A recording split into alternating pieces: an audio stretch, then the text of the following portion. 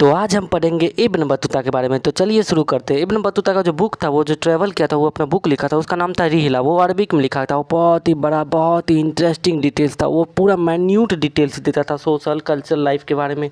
ये जो सब कंटिनेंट है ना, इसके 14th सेंचुरी में ही सब का बहुत माइन्यूट डिटेल देता था।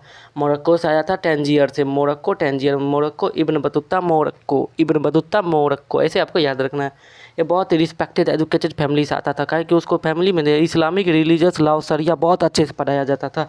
तो इब्न बतूता भी उसका बहुत अच्छा से जानता था इस्लामिक लॉ को, मतलब शरिया को।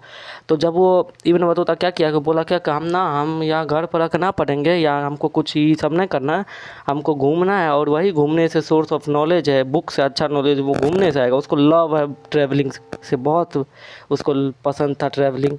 वो नया नया जगह घूमने जाता था। वो इंडिया के आने से पहले, जो 1332 में इंडिया था, उससे पहले वो मक्का, मदीना, पूरा मतलब Syria, Iraq, Persia, Yemen, Oman, हर जगह घूमा था। ईस्ट अफ्रीका में भी घूमा था। फिर वो जब सेंट्रल अफ्रीका से घूमते हुए सिंध पहुंचा, मतलब इंडिया पहुंचा, मोहम्मद बिन तुगलक के पास, जो कि दिल्ली का सुल्तान था तभी। तो जब वो इंडिया पहुंचा तो वो इंडिया में सुल्तान उससे बहुत इम्प्रेस्ड हुए और उसको काजी बना दिए दिल्ली का। और वो काजी बना बहुत सालों तक दिल्ली का। लेकिन एक बार क्या हुआ था, दोनों में मिसअंडरस्टैंडिंग हो गई थी, मोहम्मद बिन तुगलक और ये अपना इब्न बतूता में। तो मोहम्मद बिन तुगलक ने क्या किया, इब्न बतूता को काजी से उठा के जेल में डाल डाला। जब उसका मोहम्मद बिन तुगलक और ये अपने इब्न बतूता के बीच में मिसअंडरस्टैंडिंग सॉल्व हो गई, तो मिसअंडरस्टैंडिंग सॉल्व होने के बाद मोहम्मद बिन तुगलक ने इब्न बतूता को बोला क्या कि तुम मेरा इंपेरियल सर्विस करो, मतलब दूसरा देश जाओ। तो 1342 ने क्या कहा कि तुम चाइना जाओ, मंगोल रूलर के पास, अब मेरा मैसेज लेकर। कौन कहा? मोहम्मद बिन तुगलक ने इब्न बतूता को कहा। ठीक है, तो इब्न बतूता डायरेक्ट चाइना नहीं जाते थे, क्योंकि उसको घूमने का बहुत ज़्यादा शौक था। तो सबसे पहले मालाबार कोस्ट गए सेंट्रल इंडिया के थ्रू।